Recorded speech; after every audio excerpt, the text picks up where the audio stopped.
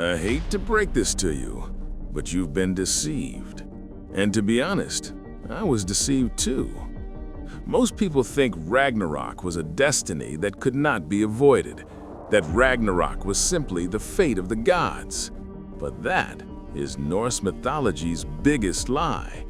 Because the truth is, there was a mastermind. There was a puppeteer who orchestrated the fall of the gods.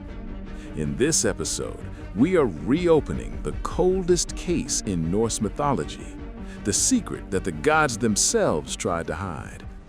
Who caused Ragnarok? This is going to be a journey through fire, ice, and blood. Let's get into it. As we get into today's episode, if you haven't already, please subscribe to the channel. It goes a long way in supporting us. Thank you. Now let's crack this case. To find the mastermind, we need to look beyond the shadows.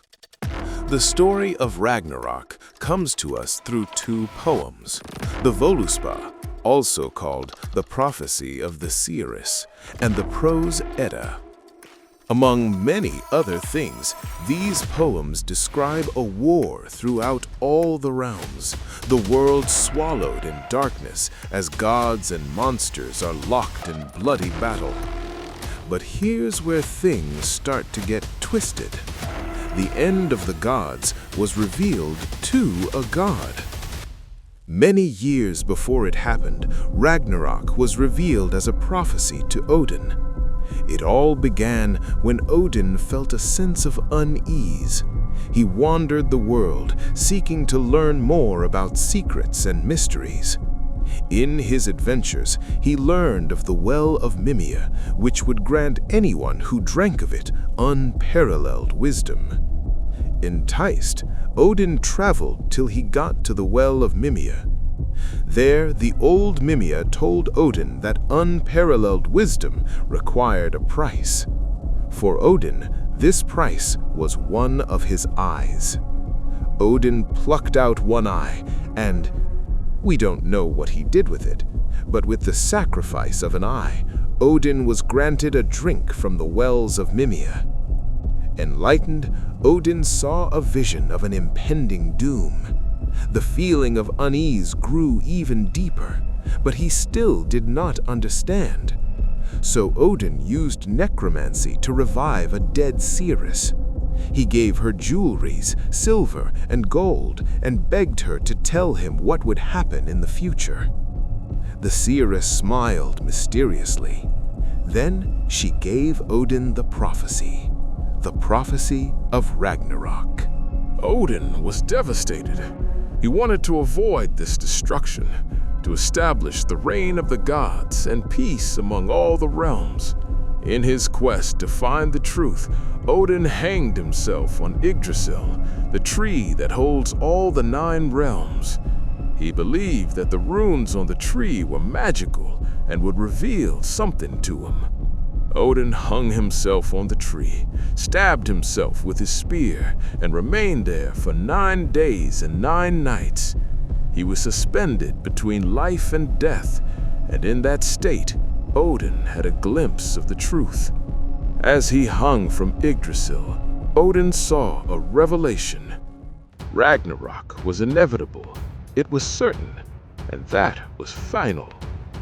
But, as you will come to see in this video, there was a part of the prophecy that was not revealed to Odin. Ragnarok was not decided by fate. There was a mastermind. Let's examine the prime suspects. Suspect number 1, Loki. Alright, I'm just gonna say it. It's pretty much canon already. Loki was a principal force in the fulfillment of Ragnarok. And that's a fact. His children had a hand in the events of Ragnarok. His daughter was the ruler of the underworld, who commanded an undead army in the battle against the gods. His son killed Thor. Another one of his sons, Fenrir, kills Odin. I made a video on that. You can check out the full story from the link in the description. Funny enough, even the beasts who killed the sun and the moon were the grandkids of Loki. Loki was also the strategist, the inside man, who united all the enemies of the gods and commanded the Chaos Army. At first glance, you may think that all the branches of chaos stemmed from Loki, but did it? Was Loki really that evil? Suspect number 2, Odin. Odin searched all the 9 realms for wisdom, sacrificed his eye, stabbed himself, his life hanging by a thread, all to see the bloody fate that awaited the gods. And yet, the actions of Odin were the very catalyst that made Ragnarok happen. In his quest to stop it, he made it happen. Perhaps Odin caused Ragnarok. Or perhaps he was a pawn in the Mastermind's game, which brings us to our final suspect. Suspect number 3, Surtur. When it comes to Ragnarok, you can't overlook the role of Surtur. He literally set the world in flames. His flaming sword spread the fires of hell to all the realms. The craziest part is, no one had that kind of primordial power to end the world. Only Surtur. He was a primordial being on par with the creator of the world, Ymir. Surtur had a full realm dedicated to him and his subjects. No gods dared venture into his realm, with the sole exception of Loki, of course. With a slight push from Loki, Surtur and his army of fire giants joined the rest of the monsters which Loki led to Ragnarok. And then, boom. So Surtur is a prime suspect because he destroyed the world order. Now at this point, you might be thinking, it was just fate. It was just a sequence of coincidences, irresolvable differences. One thing led to another. But that's what the Mastermind wants you to think. You're falling for the illusion. Think about it. Fate was not a person or an entity. So why? Why would fate want the Norse gods dead? Someone must have decided that the world was destined for destruction. Surely that person must be the mastermind of Ragnarok. Who was it? Who decided the fall of the gods? Who caused Ragnarok? The answer is Odin! Ha ha ha! Shocker!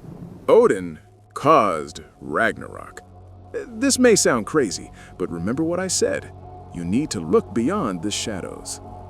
To understand how Odin caused Ragnarok, you need to remember that Ragnarok was inevitable. So why was it inevitable? Well, it all starts with a genocide. Yeah, I told you things get twisted. As popular as Odin may be, he was not the most powerful being in Norse mythology. In fact, the Norse gods are not the most powerful beings in Norse mythology. That honor goes to the primordial beings. These beings were creatures of cosmic power, born from the essence of the cosmos itself, and they were very rare. There were only 3 primordial beings in all Norse mythology. The first of these beings was Ymir. He emerged from the empty void at the intersection of the realm of fire and ice. This Ymir was the ancestor of the frost giants. The Norse gods had a different ancestor who, by the way, was not even a primordial being. However, Odin and his brother, driven by desire and adventure, ambushed Ymir, killed him, massacred his children, and began a war that swept everything with blood and destruction. After the war, Odin created the ancient world from the remains of the first primordial being, Ymir, the same Ymir he murdered. What Odin did not know was that when he created the world through murder and genocide, he also created a karmic effect. Since he created the world through war, the world he created was destined to be destroyed through war. Norse mythology focuses heavily on consequences. Even gods are slaves to karma. By killing Ymir and creating the world from his dead remains, Odin sealed Ragnarok into the future. He could never avoid the events of Ragnarok because he sowed the seed of destruction himself. Ragnarok was the fated payback time.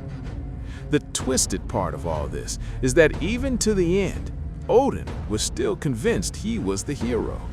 He was blinded by his own delusions and no one revealed it to him. Mimir knew, the seers knew, even the Norns knew. But none of them told Odin the truth, that he was the very problem.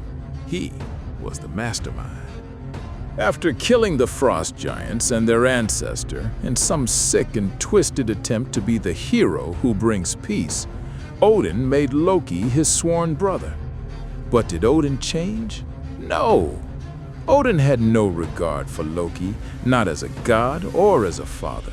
He valued his reputation and believed Loki was too chaotic to match it. The moment he realized that Loki's children would play a part in Ragnarok, he snatched them and scattered them to the ends of the world. But he made his own son immortal. For all the knowledge he had, Odin knew everything except the one truth that mattered. He was the problem. His actions at the beginning doomed the ending. He built his world on violence, and violence would reclaim it. Ragnarok was not fate. Ragnarok was a consequence, the consequence of Odin's sins. And so, the story comes to a full circle. The moral lesson is simple. You're free to do whatever you want, but remember that your actions have consequences, so choose your consequences. And that's it for today. If you enjoyed this video, give us a like. I'll see you in the next episode of Mysteries and Myths.